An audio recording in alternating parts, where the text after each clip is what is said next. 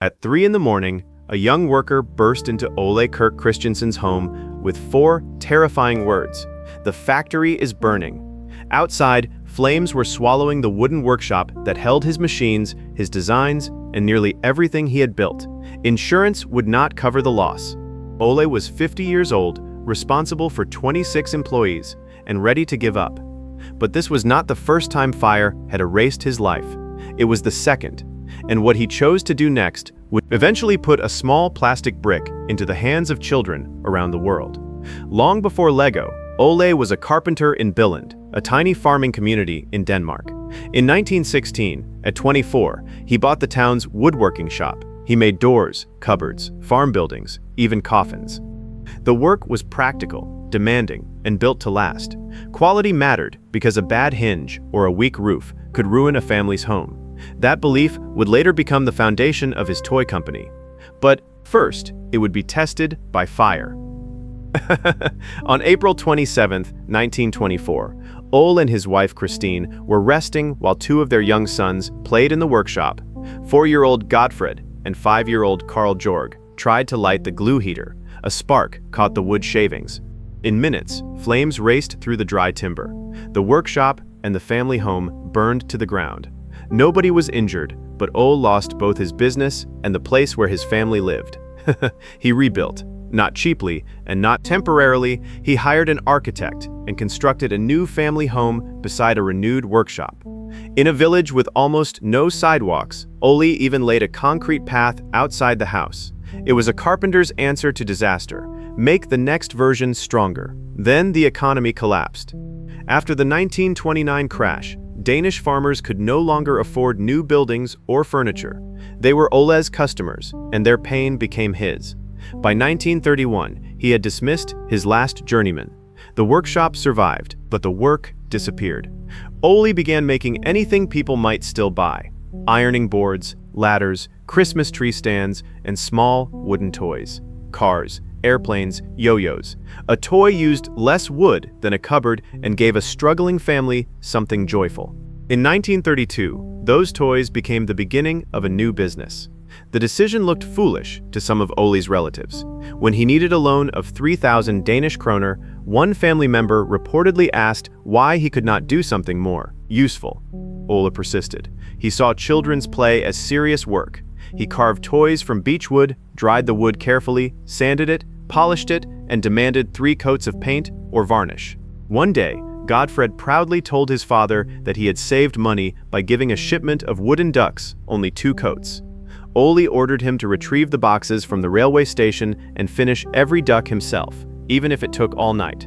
The lesson became a company motto: only the best is good enough. Ole also needed a name.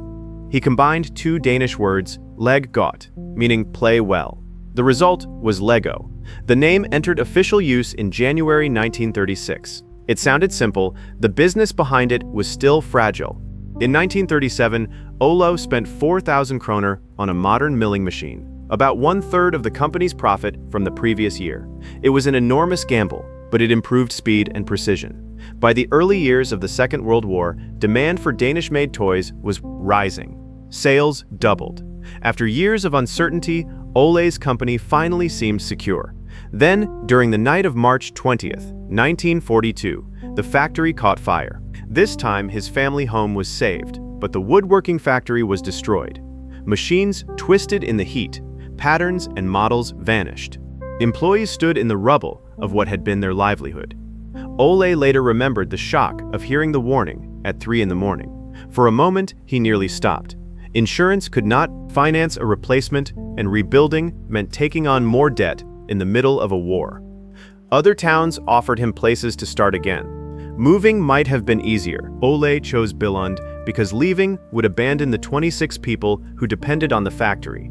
VG Bank granted him a loan. His family and employees helped.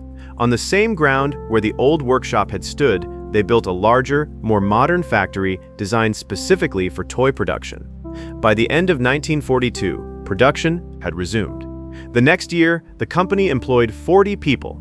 Fire had destroyed Ole's life work, yet the rebuild gave him a factory capable of making more than the old one ever could.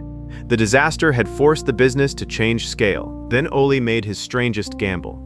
At a trade exhibition, he saw a British machine injecting heated plastic into metal molds. Denmark had little experience with plastic toys, and the equipment was expensive. Ole ordered one anyway. The molding machine arrived in Billund in December 1947. His sons feared plastic could ruin the company. Wood felt honest and durable. Early plastic felt cheap, but Ole saw repeatable precision. One mold could create the same shape again and again. In 1949, the company released automatic binding bricks. Redesigned from building cubes pioneered by the British inventor Hilary Fisher Page and his company Kittecraft. The early bricks were hollow, slipped apart too easily, and were far from the Lego brick we know today. Still, Ole believed they could travel farther than wooden toys ever had. The breakthrough became a partnership between generations. Ole supplied the refusal to quit, the obsession with quality, and the willingness to buy unfamiliar machines. Godtfred supplied the system. He wanted every set to connect with every other set, allowing a child to build, take apart, and build again. The weak grip of the early bricks remained a serious problem. In January 1958, Godtfred and his team developed the stud and tube principle that gave the brick its clutch power. On January 28th, at precisely 1:58 in the afternoon, the company filed the patent. The modern Lego brick had arrived. Ole did not create that final mechanism alone. It was the achievement of the next generation, built inside the company he had saved. That distinction makes his story stronger. He did not survive 2 fires to produce one lucky invention. He built a culture that could keep improving after him. 2 years later, another fire damaged the wooden toy operation.